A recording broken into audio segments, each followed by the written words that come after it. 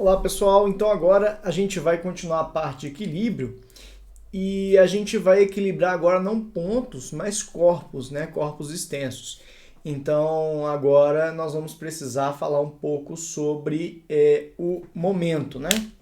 Que é o torque, também conhecido como torque, né? Momento de uma força. O que é o momento de uma força, pessoal? O momento de uma força vai ser dado por força vezes deslocamento. É disso aí, é trabalho. A fórmula é a mesma, mas a ideia vai ter uma ideia um pouco contrária. Porque é o seguinte, lá na força, a gente pegava, lá no trabalho, a gente pegava a força e o deslocamento no mesmo sentido. As direções, né? Por exemplo, se a força fosse uma força assim, eu pegava a componente dela na direção do deslocamento. Aqui vai ser o contrário. Aqui nós vamos querer saber a componente da força perpendicular ao deslocamento. Então, por exemplo, o que é o momento? O momento é o que vai fazer girar. Então, por exemplo, você tem lá a sua chave lá que você vai girar para desparafusar o pneu do seu carro que furou. Aqui é onde você coloca aqui é o parafuso e você vai fazer girar. Então, se você fosse fazer uma força, como é que você faz a força? Você vem e faz a força aqui assim, né? Nessa direção aqui e nesse sentido, você vai e faz assim, né? Então você faz a força assim, que aí você vai conseguir girar isso aqui nesse sentido, né? Então o que acontece? Você não faz a força aqui assim, você faz assim. Por quê? Porque a distância que a gente está fazendo aqui é de onde você está girando, né? E a distância aqui a gente vai saber que é um referencial. Você pode fazer um referencial em relação a cada ponto. Então eu vou fazer o referencial aqui em relação ao centro de giro aqui, que vai ser esse ponto. Eu vou girar em torno desse ponto. Então, se essa distância, por exemplo, aqui está na horizontal, essa distância está na horizontal do centro de giro, até o ponto onde eu vou fazer a força, eu vou fazer a força na vertical, a componente da força na vertical, uma perpendicular à outra. Tá? Isso é muito importante. Uma coisa interessante aqui é que desde já eu queria deixar claro para você. Se você quer fazer o negócio girar, é mais interessante que você esteja a maior distância possível. Então tem gente que vai lá desparafusar o negócio e fica fazendo a força aqui. Gente, o intuito da chave lá é justamente ela ter um tamanho grande para ela conseguir gerar um momento maior. Então, quanto mais longe você fizer, melhor. Eu costumo até brincar nas aulas presenciais, eu pego o aluno mais forte da sala, aquele cara mais fortão da sala, né? Eu tenho que 1,60 m e poucos, aí eu chamo o cara mais alto, mais forte da sala para eu, né, tirar onda com o cara, né? Por quê? Eu viro para ele e falo assim, olha, você pode fazer a força, você faz toda a sua força aqui na porta, mas você só pode empurrar, tá a porta, né? Aí aqui tá a porta, e a porta ela gira aqui, né? A porta gira aqui. Aí eu falo o seguinte, você pode fazer a força que quiser nessa faixa aqui, ó. Você não pode empurrar mais que aqui. Pode pôr sua mão aqui assim, ó. Beleza? E eu vou só com 2 dedos fechar a porta. E aí eu venho com os 2 dedos, eu venho e faço a força aqui. Então, gente, a distância que ele está da porta é muito pequena, mas muito pequena comparada. A porta tem lá uns 70 centímetros, eu dou uns 5 centímetros para ele, aqui fazer a força aqui, então 5 centímetros para 70, olha tantas vezes que é maior, né? É mais de 10 vezes maior. Então a força que ele teria que fazer para conseguir girar teria que ser uma força 10 vezes, 12 vezes maior que a força que eu vou fazer aqui. Então acaba que eu consigo, mesmo fazendo uma força muito mais fraca, né? Eu consigo girar a porta e fechar a porta com 2 dedos e ele empurrando com as 2 mãos. Porque a distância que eu estou é muito grande, né, do centro de giro aqui, então eu vou conseguir um momento muito maior e aí eu consigo fazer isso. Então lembra desse exemplozinho, dessa brincadeira que a gente faz, né? E é isso. Então o momento é a força vezes o deslocamento. Vamos lá. Uma barra OA está situada num plano vertical, pode girar em torno de um ponto O. Então ela gira em torno do ponto O. Determine o momento da força F de intensidade 10 newtons em relação ao ponto O nos casos indicados abaixo. Bom, letra A. Letra A é o seguinte, a força está aplicada exatamente em cima do ponto O. Momento não é força vezes deslocamento? Então, se ele está sendo aplicado no ponto O, o deslocamento dela é zero. Então, o momento é zero. Não tem distância em relação ao ponto O. Letra B. Letra B é o caso que eu falei com vocês do cara que quer girar ali desparafusar o pneu. Gente, se eu vou desparafusar o pneu, se eu fizer uma força assim, eu vou estar só empurrando o cabo ali para cima. Eu não vou estar fazendo girar. Por quê? Porque aqui, ó, se você for olhar, o O está aqui e a força está sendo aplicada aqui. Então, essa aqui foi uma distância vertical. Se ela é uma distância vertical, eu vou querer uma componente da força na horizontal, porque a força e o deslocamento para fazer o momento tem que ser perpendiculares. Então, a distância ali. Então, como a distância e a força são paralelas, não vai ter componente, né? Então, o momento aqui vai ser zero. Não tem componente da força na horizontal, ou seja, perpendicular ao deslocamento, né? Então, o momento vai ser zero. Aqui, a distância é uma distância vertical de 0,2 metros e a força está na horizontal. Beleza, força vezes deslocamento. O momento, a força foi de 10 newtons, né? O exercício falou para a gente que era 10 newtons, vezes o deslocamento que foi 0,2. O momento aqui, se eu entrei com a força em newton e o deslocamento em metro, isso aqui deu 2 newtons vezes metro. Essa é a unidade de momento. É joule? Não, porque aqui não é energia não, viu? Então é newton vezes metro. É sempre unidade de momento é unidade de força vezes unidade de distância. Não transforma em joule não, viu, gente? Aqui é a mesma coisa na letra D.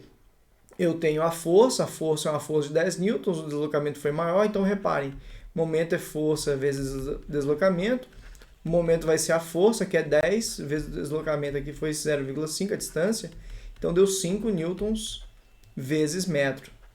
Então reparem que a mesma força de 10 newtons, como você... gente, eu estou em cima aqui da resolução. O momento deu 5 newtons vezes metro. Newtons vezes metro. Dá para ver aí, né? Então, como na letra D a distância que eu estou do eixo, do centro de giro ali, é maior, eu tive um momento maior do que na letra C, que a força era a mesma, mas eu tinha uma distância menor em relação ao centro de giro, tá bom? Então lembrem-se disso, gente. Primeira coisa, o momento ele tem um referencial. O referencial é em relação a que ponto que você está fazendo. E lembrar, o momento é força vezes deslocamento, mas é sempre o deslocamento perpendicular à força ali, tá? E sempre a força perpendicular ali à distância, tá? Então lembrem-se disso. Não pode dar esse mole. Por exemplo, se você tiver aqui, tem um negócio aqui que vai girar, ele está aqui. Imagina que ele está aqui, você faz uma força assim. Essa distância aqui é 5. Essa força aqui é 10. Você vai usar momento é 5 vezes 10? Não. Você vai pegar essa força, vai decompor ela nos eixos. Você vai pegar apenas a componente que é perpendicular ao deslocamento. A distância aqui é na horizontal, então você vai pegar a componente da força aqui na vertical. Tá? Então lembrem-se disso. Você sempre vai pegar a componente de força e deslocamento que são perpendiculares, beleza? Olha, tá aí o exemplo. Vamos colocar aqui que essa força F tem 20 newtons, tá bom? Vamos falar que esse ângulo θ, o seno de θ, gente, isso aqui tudo eu estou inventando agora, tá? Para a gente fazer um exercício numérico ao invés de um exercício algébrico. Seno, cosseno, 0,6, 0,8. E essa distância aqui é de 2 metros, beleza? Dados do exercício. Tá? O exercício deu aqui agora, esses dados. Beleza, qual que seria o momento gerado por essa força em relação ao ponto O? Então, a primeira coisa, a distância aqui é uma distância de 2 metros, é uma distância horizontal. Então, se a distância é uma distância horizontal, eu vou me preocupar com a componente vertical da força. Então, aqui está a componente vertical, aqui está a componente horizontal da força. Essa componente aqui é a força vezes o seno de θ.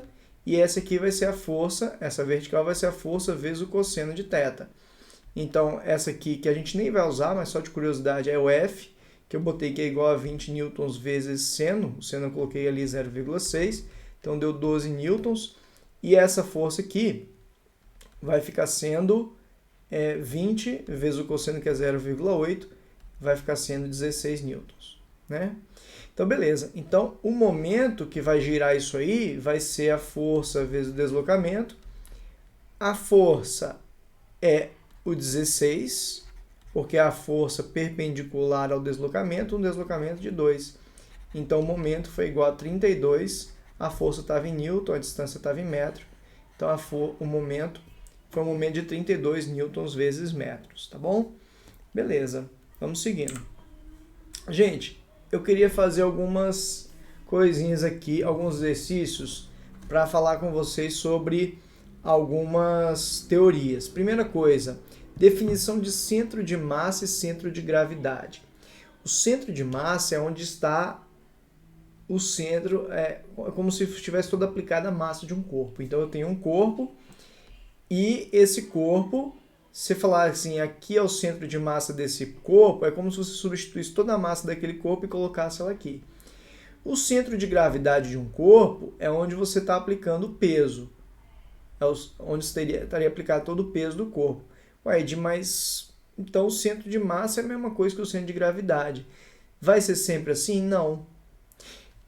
Existem casos que não vai ser. Primeiro, o centro de gravidade de um corpo, ele vai ser algumas vezes diferente. Quando a gravidade não for constante. Se a gravidade não for constante em todos os pontos, o centro de massa não vai ser igual ao centro de gravidade. Imagina a espaçonave do Superman, aquela coisa enorme, né? E aí, se ela for muito grande, dependendo de onde ela estiver na Terra, a gravidade em um ponto vai ser diferente da gravidade em outro ponto. Então ela vai ter uma variação ali da gravidade, e aí o centro de gravidade dela não vai ser igual ao centro de massa. Então, teoricamente, o centro de gravidade pode ser diferente do centro de massa, beleza? Ó, teoricamente, o ponto de aplicação da força-peso de um corpo não homogêneo está no seu centro absoluto, centro molecular, centro geométrico ou centro de gravidade. Está no seu centro de gravidade, não no seu centro de massa, mas está no seu centro de gravidade, beleza?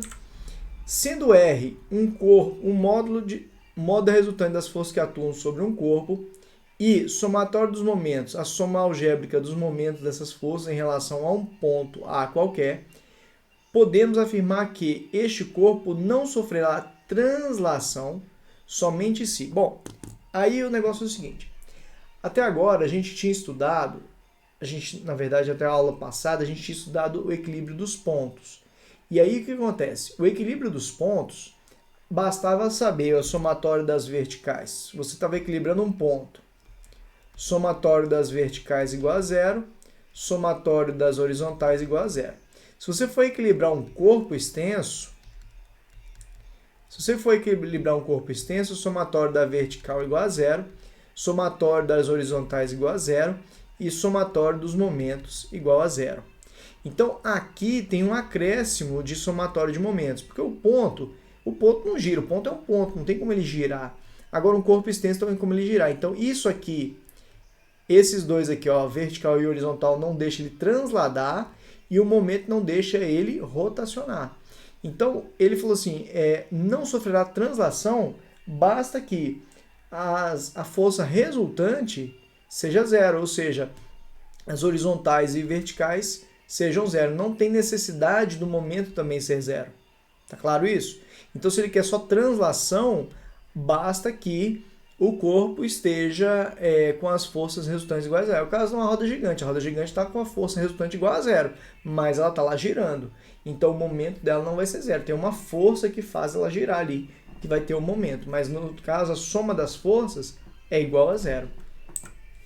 No estudo da física, para que um ponto material esteja em equilíbrio, é necessário o suficiente. Ponto, basta que a somatória das forças seja igual a zero, na horizontal e na vertical. Então, a resultante das forças exercidas sobre ele seja nula.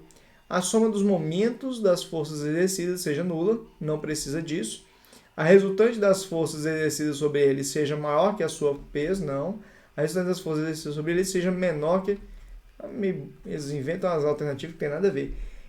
Muita gente acha que é a letra B, que é a soma dos momentos. Se é ponto material, não precisa do momento ser zero.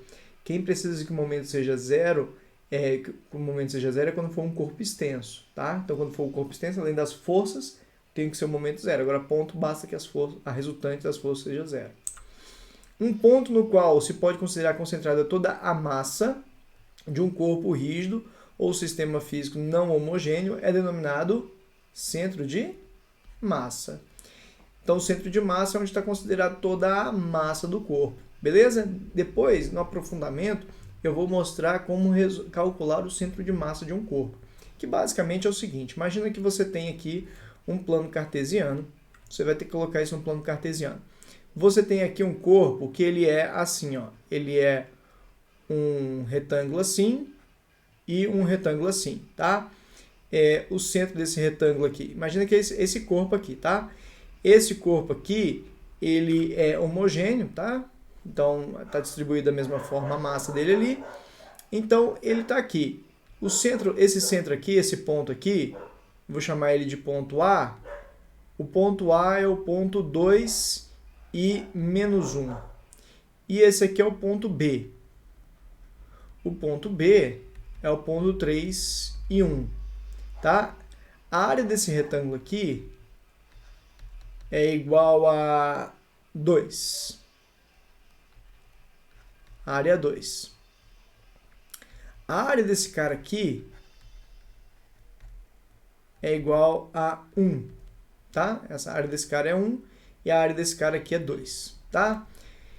O que você vai fazer? Para você saber o centro de massa, você vai criar a coordenada do centro de massa, do x e do y. O que você vai fazer aqui? Você vai fazer a média ponderada para o x. Esse corpo aqui que tem o centro dele no A, você vai pegar o x dele, que é 2, vai multiplicar pela área, que é 2, vai somar, vai fazer a mesma coisa para o B. Pegar aqui o B é o ponto 3 e 1, né? Então aqui é 3, o x dele é 3, e multiplicar pela massa, que é 1. Pela área ali, que é 1, tá? Que vai mais ou menos dar a massa, né? E aí você vai dividir pela soma das áreas. Então as áreas foi 2 mais 1, então isso aqui ficaria 4 mais 3 daria 7 sobre 3. Esse seria o x do centro de massa. O y do centro de massa vai fazer a mesma coisa, você vai pegar o y, menos 1, multiplicar pela área, que no caso é 2, mais o y aqui, que é 1, vezes a área dele aqui, que é 1, sobre aqui a soma das áreas, 2 mais 1. Isso aqui vai ficar menos 2 mais 1 dá menos 1 dividido por 3. Menos 1 dividido por 3. Esse aqui seria o centro de massa, assim que a gente calcula o centro de massa. Eles vão dar para a gente homogêneos. Se não for homogêneo, além do peso aqui da área, você tem que fazer o peso também da densidade dele também. Mas eu acho que já é um exercício um pouco mais complicado, beleza? Acho que eu aprofundei um pouquinho mais, depois eu vou trazer uns exercícios. Isso aqui foi só para dar uma noção para vocês como calcular o centro de massa, já caiu questão assim, é bom a gente abrir o olho. Depois eu vou fazer uns exercícios sobre isso, beleza? Beleza, gente. Então era isso que eu tinha para falar nessa aula. A próxima aula agora eu vou falar sobre o equilíbrio de corpos. Aí eu vou fazer o exercício do equilíbrio dos corpos. Aqui a gente só viu a teoria e vimos como é que a gente calcula o momento. A partir da próxima aula a gente vai fazer exercícios sobre o equilíbrio de corpos, beleza? Como que isso cai na prova. O que eu vou falar a partir de agora, na próxima aula, vai ser uma das partes mais importantes que mais cai, beleza? Vamos lá.